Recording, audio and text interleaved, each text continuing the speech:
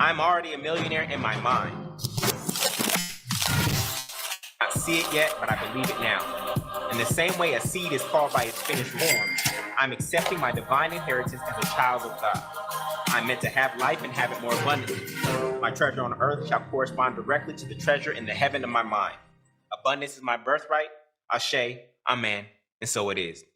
My name is Julian Gordon, and I'm author of Rich and Righteous: Spiritual Secrets to Mastering Money, Manifestation, and Your Mind.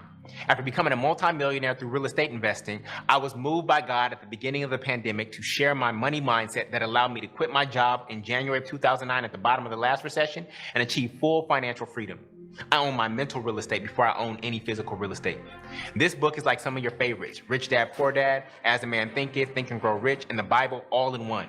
But the divine downloads and thoughts that are in here are 100% original and came for a 6-month period at the beginning of the pandemic. This book is normally $100 on Amazon if you went there right now, but I want to give you access to it for free by inviting you to our next reading group. Yes, the reading group is 100% free.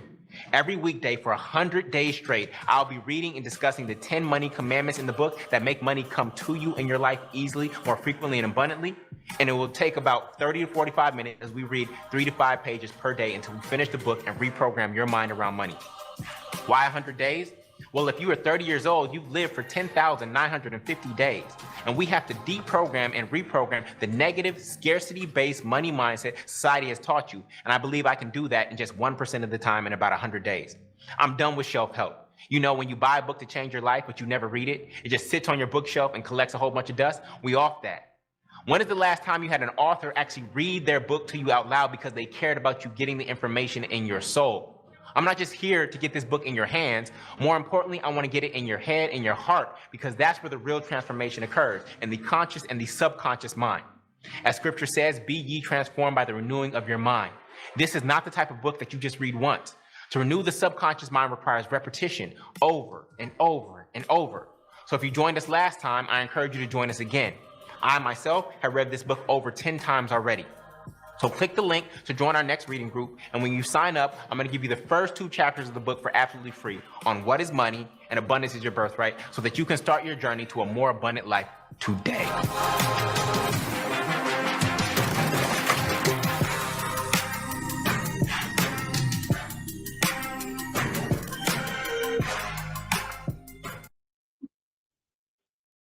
What's good, everybody?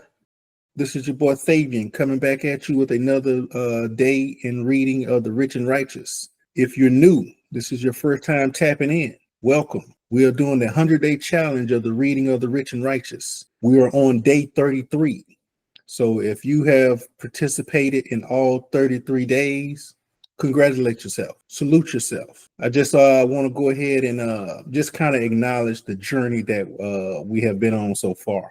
There are a total of 10 money commandments. We're on money commandment number 7 right now. And for those that have been in the program and the challenge, you can understand how the commandments, work on top of each other. So we started out with money commandment number 1, how we measure money. Number 2, how we think about money. Number 3, how we feel about money. Number 4, real important, how we speak about money. Number 5, how we ask for money. Number 6, how we hold the money. And now we're on number 7. How do we use the money? We have been doing a phenomenal job if you kind of think about those money commandments and how they stack upon each other.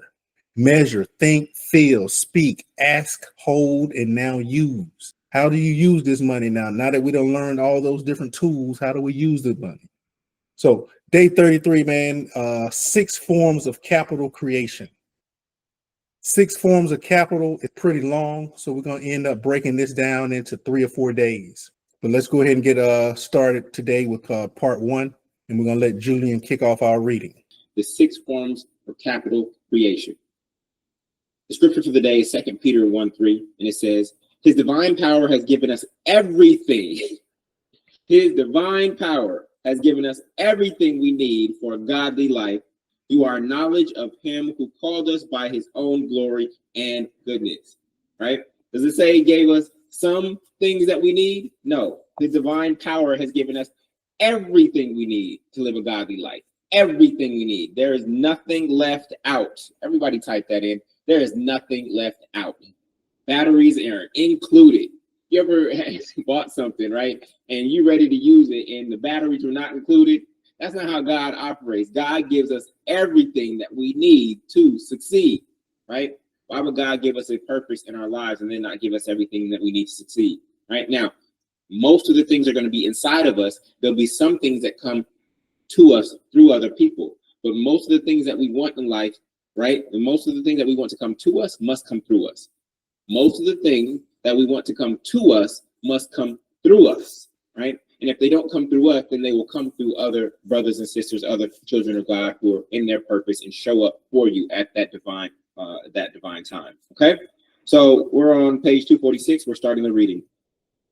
Many people think they need something outside of themselves to have what they want to have, when God has given you everything you need to succeed. While it is powerful when two or more people are gathered, initially, you don't need anyone else to achieve what you want to achieve. There is no external gatekeeper, only the mental gates you have closed that keep you limited, right? So it used to be that if you wanted to be a musician, you had to go get a record label. It used to be that if you wanted to be an author, right, you had to go get a publisher. It used to be that if you wanted to get into beverages, that you had to tap into the supply chain and mafia of beverage suppliers, etc. Like there used to be all of these gatekeepers to get somewhere. It used to be if you wanted this kind of job, you need to go this kind of school, right? These gatekeepers are gone. Okay, they don't exist anymore, and you can take a more direct path to that what you want, right? The only gates, right, are the gates where the Garden of Eden was closed off, and it was blocked by the two cherubim, right? The wings of the two cherubim with I think knives or swords, right? Well, the cherubim are actually representations of our cerebrums, right? The left and the right cerebrums in our brain. That is now the gates that block us from the inner, right? The inner garden that is up here, right? So if you ever had a thought that nobody supports me, right? I would challenge you by asking, is that true? If you've ever had the thought, nobody supports me, I would challenge you by asking, is that true? Have you called everyone in your phone?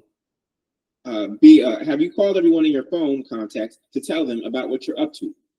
Have you called them? So how can you use a statement, nobody supports me, when you have not talked to everybody?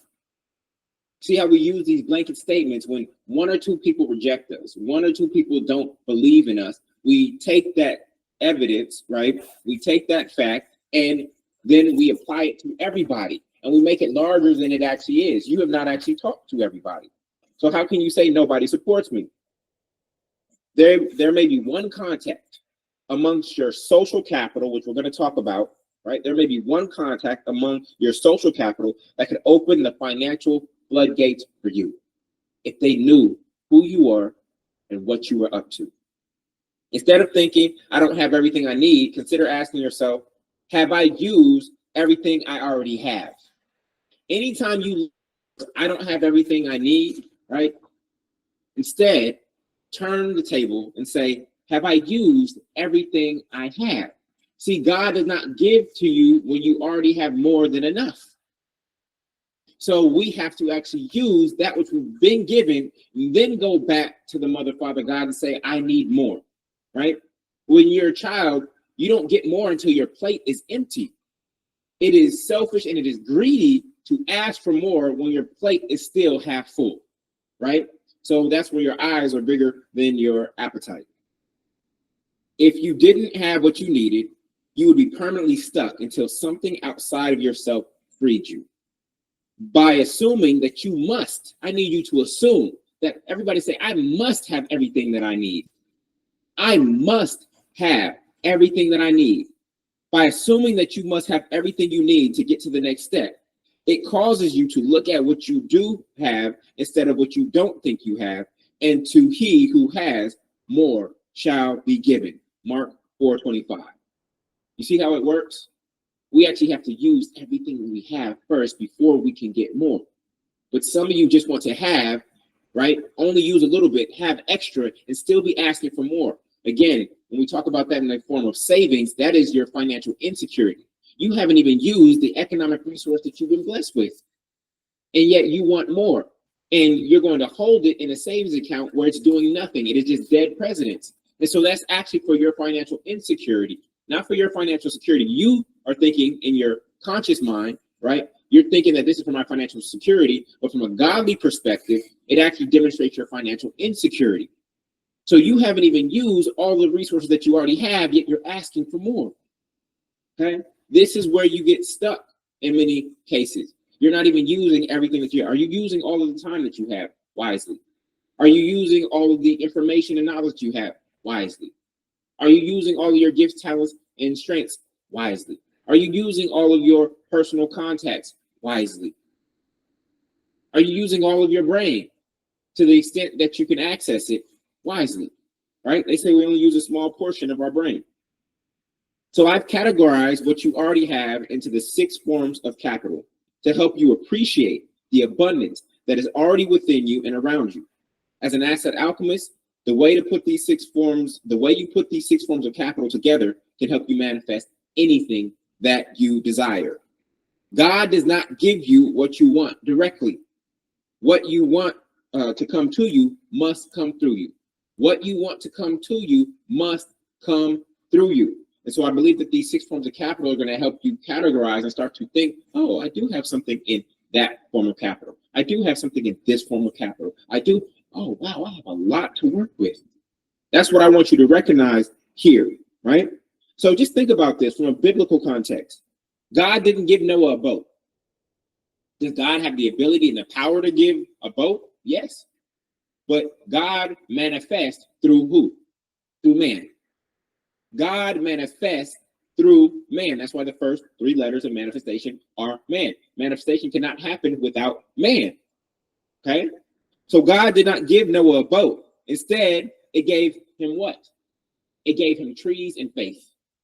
Gave him something external and internal. Something external and internal. And then the 2 became 1, right?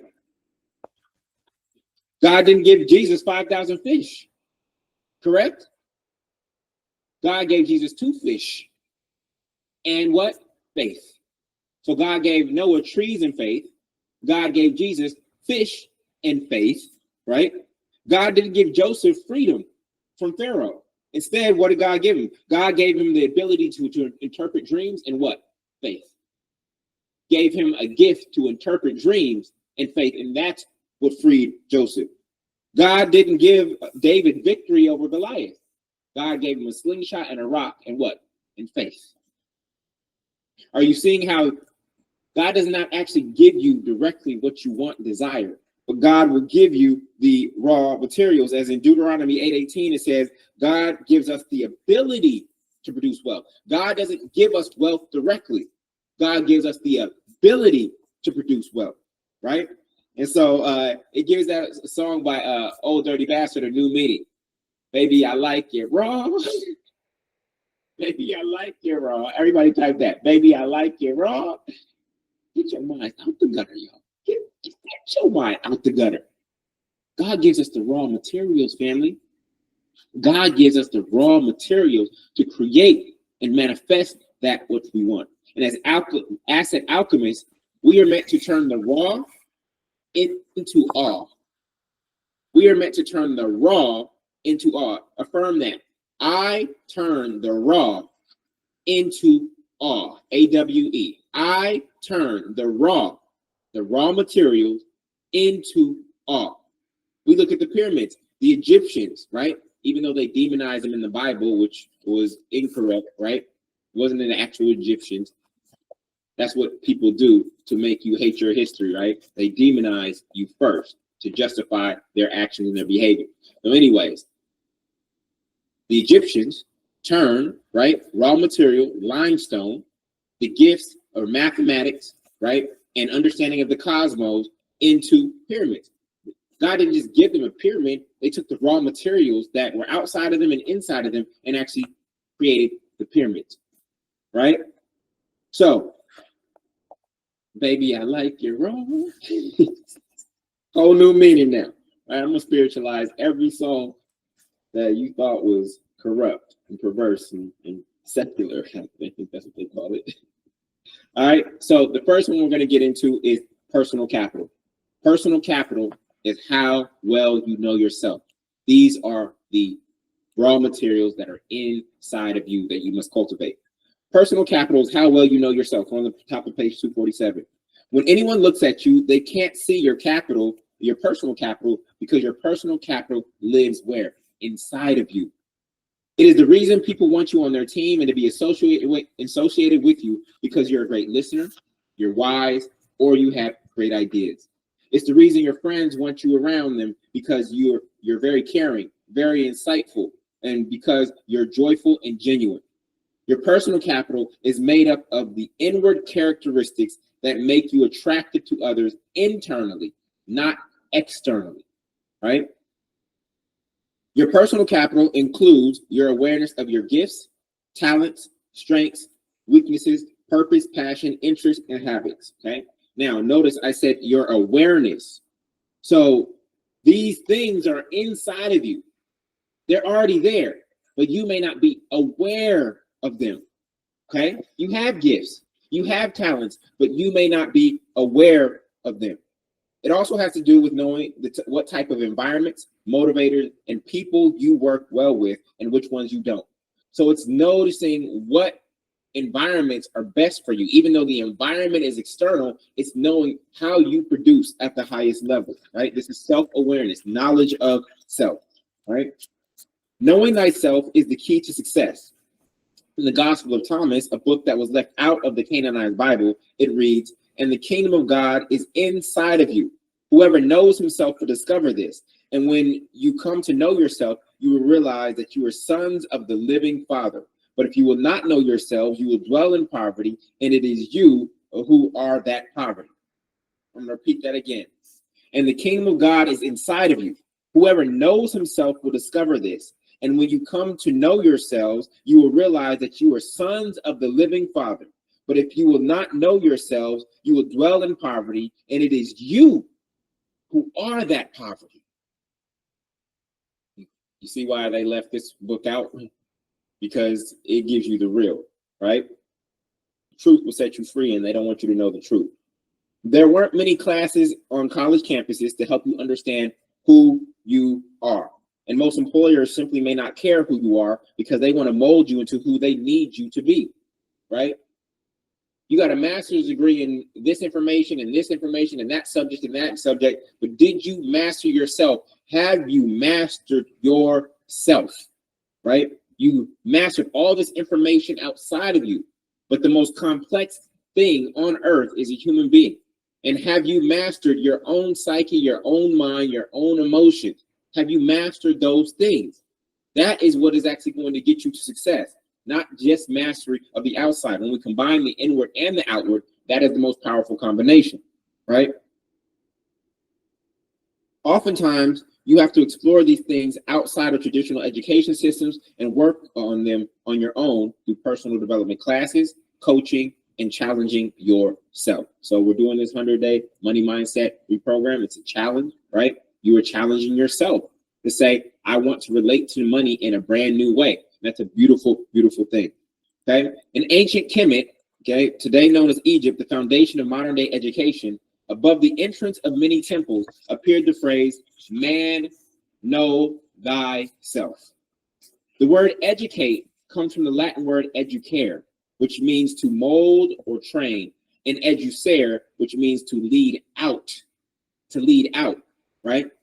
The education system has primarily been built on the first definition, okay? Right? The first definition meaning to mold or to train, right? But educere, the second definition, is to lead out. So the first type of education is, I need to put these things inside of you because you're incomplete or you don't know enough. And the second is, I'm going to draw that information and that wisdom from within you, okay? So the education system has primarily been built on the first definition. Now it is time for the second meaning to come to the forefront if you are going to be at the forefront of your life.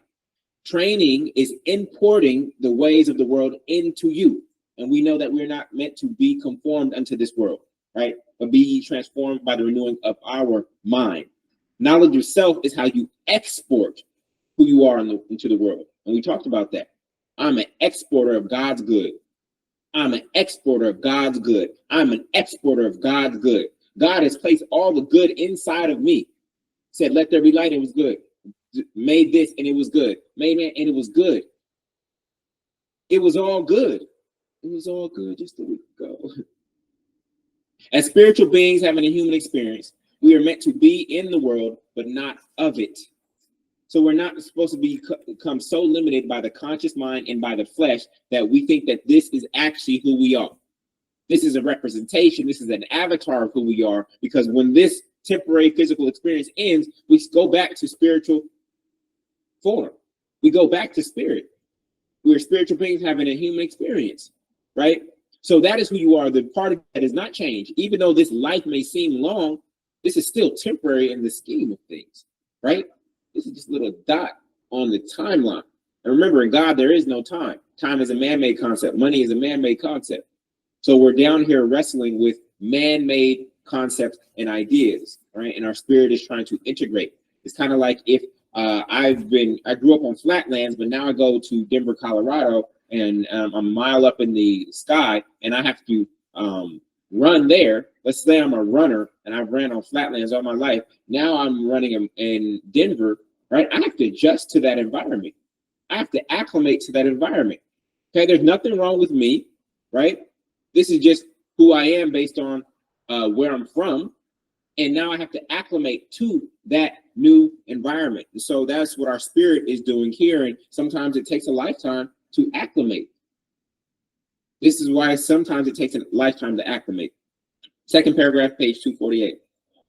With personal capital, there's a caveat, which is that your personal capital often comes so naturally to you that you don't even recognize that it is a gift.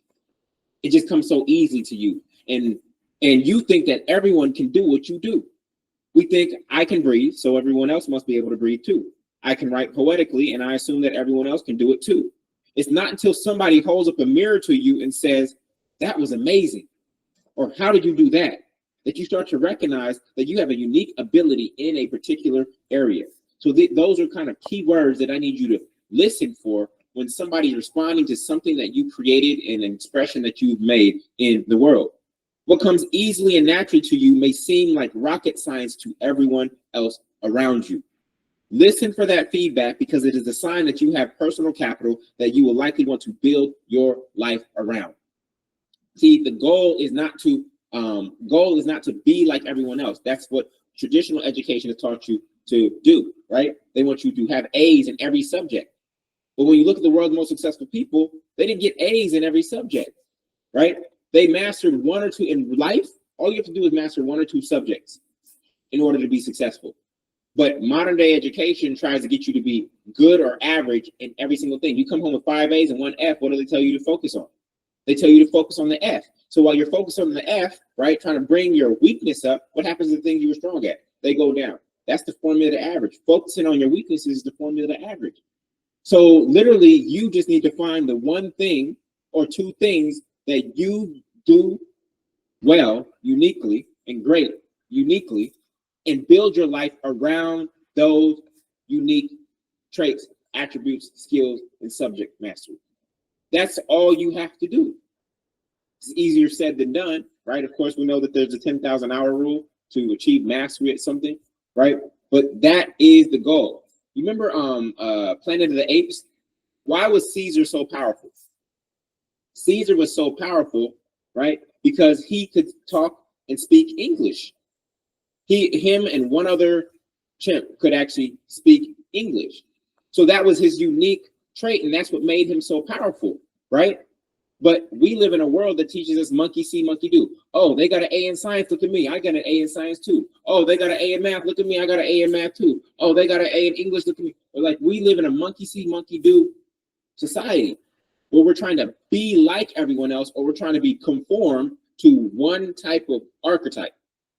But in reality, you just have to find the one or two things that make you unique and build your life around those two things. And oftentimes, many people think that many people are ashamed of actually their uniqueness.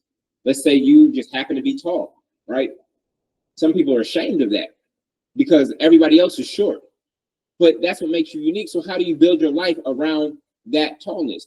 Or let's say that you have a interesting way of looking at the world, or for instance, like Richard Pryor, Dave Chappelle, right? They have interesting ways of looking at the world. And like I said before in the previous chapter, that may have been identified as a class clown, right? This person is not attentive, this person disrupts the class, etc. And it has more attention than the teacher had. And so they get in trouble for that. But then when you actually hold on to that, you don't let what happened in junior high school or high school kill you, because you kill your dream because you got sent to detention for disrupting the class. You realize as an adult, that's actually what makes me unique and how I'm going to build my livelihood. So some of you have been taught to be ashamed of the thing that makes you unique because you're not like everyone else. I'm asking you to double down on that thing that makes you unique. Am I talking to anybody? All right. All right. Know thyself, the third paragraph on page 248. Know thyself also means knowing what your conditions of success are. You are the guard inner, right? You guard your inner of your mind, but you also have the power to shape your external environment too. In other words, what types of environments do you thrive in? Knowing that is really, really key. It actually demonstrates your knowledge of self. Pineapple trees don't grow in Alaska. Pineapple trees don't grow in Alaska. That isn't their optimal environment. If you were to try to plant a pineapple tree in Alaska and it didn't grow, you may be inclined to blame the seed when in fact it was the soil and surroundings. The seed is you, and there's nothing wrong with the seed in the same way that there's nothing wrong with you. The soil is your inner environment, right? Or your mind. And your surroundings are the things outside of you that you can't always control, but that you can notice either help you or hurt you, right? So when I'm talking about environment, actually, we're going to get into it a little bit more, okay? So a pineapple tree or seed trying to be planted in Alaska, somebody might look at it and say, oh, you suck, you're not growing, you're not producing any fruit, etc. But there's nothing wrong with the seed. The seed was just placed in the wrong environment. Now, again, environment is external. EN environment, right? The one that begins with EN is external, and we can't always control it. So we want to have the greatest conditions of success that we possibly can, that increases our probability of bearing the most fruit. But we're not always in full control of the environment, EN. What we must be in control of and master over is our environment, IN, right? Our inner environment, right? And so we have to cultivate that. And based on where you've had your greatest successes in life, you have to start to identify what are the characteristics of environments that I need to be in that actually allow me to produce at the highest level possible. For instance, do you thrive best when you're working alone or on teams? That's an example of environment. Are you more focused when you are in a log cabin or in a brainstorming group? Are you more focused when you go away and are distant somewhere and you're able to lock in? Or do you like being in brainstorming groups, right? War rooms where you're throwing ideas on dry erase boards with a lot of people. Can virtual work for you, or do you need to be in the same room with people? Do you really value the human connection, be able to look somebody in the eye? Or can you produce virtually? You have your own home environment, your home office, like in COVID, right? Were you more productive then, right? Are you an early bird or a night owl? Are you aware? Go ahead and chat, let me know. Are you an early bird or a night owl? Because if all these Instagram reels are saying, oh, you got to wake up at 5 a.m. to be successful, but for some reason you've noticed that you create best at night when everybody else is asleep, you're more nocturnal, then you have to go with what works best for you, right? How do you show up when you meditate and exercise in the morning versus when you don't? Those things shape your inner environment. How is your clarity of thinking when your house is messy? I know some people who actually are masterminds when their house is messy. Their house is messy because they're in this zone. But then I know there's some people who, if their house is messy, they can't think clearly, right? What types of foods give you the most energy? That's taking something from your external environment and putting it inside your internal environment. And so what foods actually produce the best thought for you? Are you more excited when you were considering the larger vision or digging through the small details? We say heaven is in the details here. There are some people who are visionaries and want to see it from 30,000 feet up. There's some people who like to be in the weeds and they enjoy it there. Which one are you? How much sun do you need? Yeah. How much sun do you need? That vitamin D, how much do you need? Do you like being in front of the stage or backstage? Not everybody's meant to be in the front on camera like I am. I have an amazing team of people who are backstage, and some of them like it there. Some of them ultimately want to be in the front, but for right now, they're in the back and they're doing absolutely great, okay, at what they do. And so identifying your preferences. Do you communicate best through writing, speech, or visuals? How do you communicate best, right? Do you feel better in warm climates or cold ones? I'm Jamaican or I'm Jamaican. So I like warm climates. I do not like the cold. That's why I left the Northeast. Do you like autonomy or authority? Do you like the ability to have self-efficacy and actually create your work day? Or do you want authority? Do you want somebody to tell you exactly what to do? And it's okay. There's no judgment. It's finding out what is best for you. Do you need to be led? How often do you need feedback? You need feedback like in the moment, every single day, or let you run, then give me feedback. Let you run, then give me feedback. Are you motivated by competition, metrics, money, or are you self-motivated? What actually drives you to perform at the highest level? All of these questions speak to the environmental and the environmental conditions of success that allow you to be your best, and your answers reveal how well you know yourself. Okay, so these are examples. So I encourage you to explore your conditions of success, and I believe that's I believe that is a exercise in the rituals workbook. All right.